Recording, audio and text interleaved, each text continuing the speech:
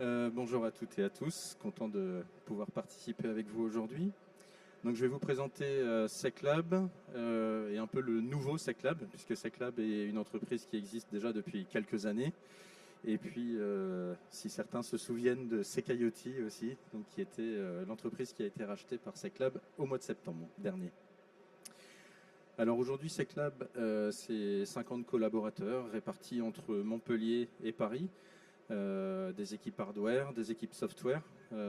Si vous passez sur le stand, là, vous verrez qu'on fait des boîtiers de protection, de segmentation, des boîtiers d'isolement, et on fait aussi du soft, de cartographie, détection d'intrusion. Donc c'est des compétences hardware et software qui se retrouvent chez SecLab.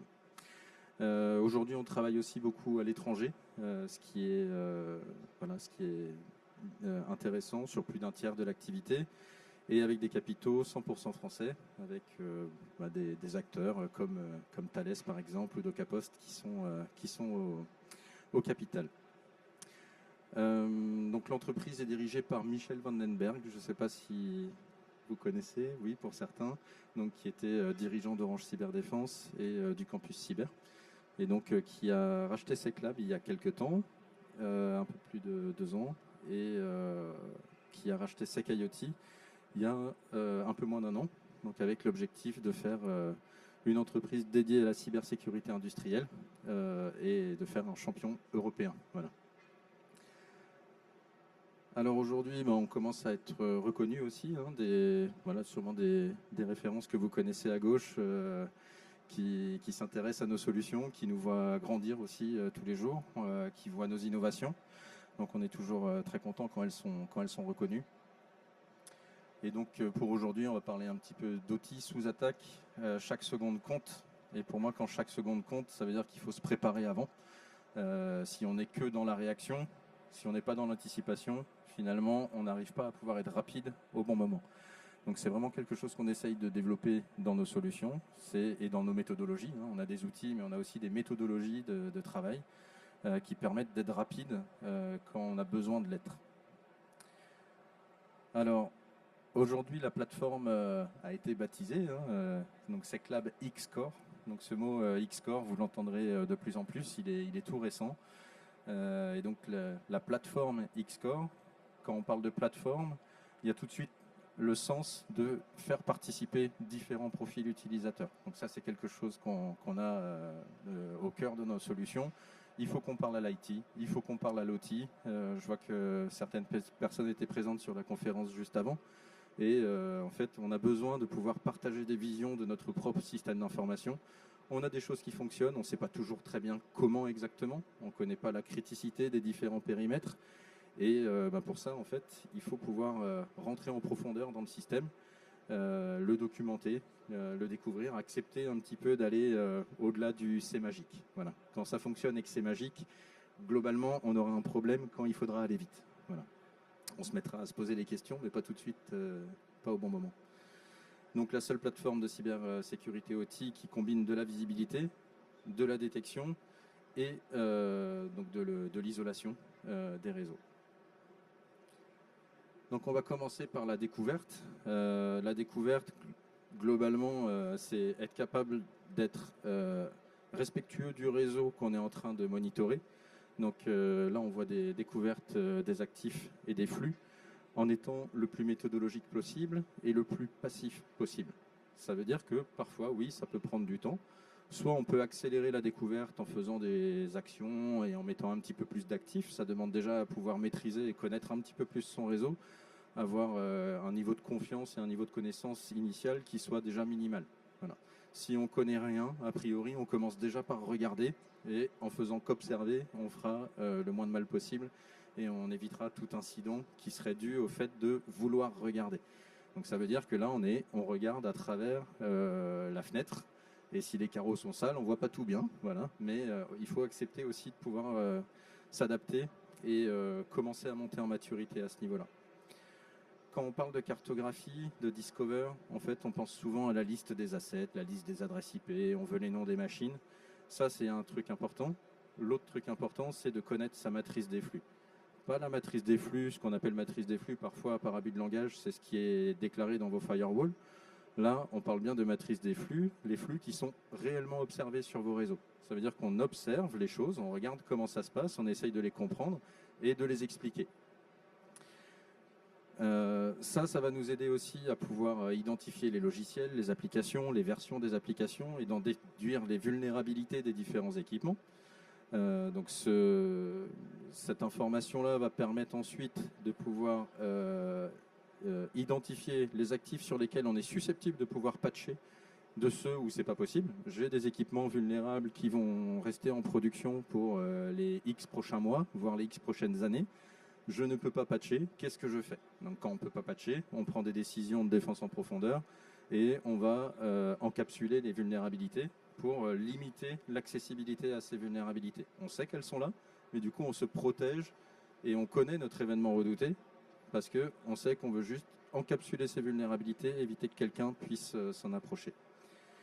Donc la cartographie, alors ici il y a des droits d'auteur sur le MVDI, donc Minimum Viable Digital Industry, c'est comment je définis grâce à la cartographie mon minimum vital. Le minimum vital, c'est ça peut être drivé par des besoins de traçabilité, des besoins de business, des besoins de disponibilité de certains systèmes. Chaque entité va pouvoir prioriser ça suivant différents critères, mais votre minimum vital, si vous ne le connaissez pas, c'est pas la peine d'aller mettre des sondes, d'investir dans tout un tas de solutions. Il faut déjà connaître ce que vous voulez protéger. Ensuite, la partie isolation. Donc là, on est sur des mécanismes d'air gap électronique, qui sont des dispositifs brevetés par la société SecLab, des brevets initialement détenus par EDF et qui sont aujourd'hui détenus par SecLab. Donc ça, je vous invite, c'est juste le stand qui est derrière. Là, vous pouvez venir voir le principe de boîtier. Electronic Air Gap, c'est séparation des réseaux à base de technologie FPGA. Donc il y a plusieurs FPGA qui permettent de pouvoir faire de la destruction des couches réseau et de la reconstruction de l'autre côté sur des réseaux qui ne se connaissent absolument pas. Donc on a vraiment des bulles où on vient séparer des réseaux et ne laisser passer que ce qui est souhaité. Donc le whitelist only, ça c'est une règle de départ. C'est on ne doit laisser passer que ce que l'on souhaite exactement et explicitement. Et ça, la cartographie va vous aider pour ça, puisque vos matrices des flux, une fois qu'elles sont découvertes, vous savez sur quoi vous pouvez vous appuyer pour configurer ces équipements qui ont une configuration très exigeante, mais vous avez les moyens de pouvoir générer ces configurations-là. Donc ça s'adresse aussi sur d'autres types d'équipements à l'USB. L'USB dans nos industries, ça reste quand même un des points difficiles. On en a besoin et on aimerait s'en priver. Donc là, en fait, les boîtiers d'isolation permettent aussi de faire du transfert de fichiers sécurisés, chiffrés, et donc d'essayer d'amener dans l'IT le besoin d'injecter des fichiers pour les transporter ensuite dans l'OT, pour les appliquer uniquement par du réseau en étant passé par des couloirs maîtrisés. Il y a également des bloqueurs USB qui permettent de maîtriser les ports et donc de s'assurer que les ports qui sont ouverts ne sont ouverts que sur des plages de temps ou avec des authentifications particulières. Donc c'est assez exigeant, mais ça répond à beaucoup de problématiques qu'on rencontre encore autour de l'USB. La détection, donc sur la détection d'intrusion, le principe en fait, c'est de connaître son environnement. Si je veux connaître mon environnement, c'est aussi pour connaître les événements redoutés et éviter de devoir gérer 3000 règles, 5000 règles, 10 000 règles, avoir des règles de détection d'intrusion qui ne concernent peut-être pas mon périmètre ou des événements redoutés contre lesquels je voudrais me protéger. S'appuyer sur sa cartographie, ça permet aussi de créer des règles cartographiques, donc de suivre le changement, monitorer le changement. Et les environnements industriels, heureusement, sont assez stables, parfois pas très bien architecturés, pas très bien designés, et là on est obligé de faire avec, mais on a le souhait de stabilité sur ces environnements-là. Et donc maîtriser de la stabilité, c'est le genre de choses qu'on peut faire avec des règles qui font très très peu de faux positifs. Il s'est passé quelque chose, on doit pouvoir l'expliquer, on doit pouvoir savoir si on avance avec cette nouvelle configuration ou pas.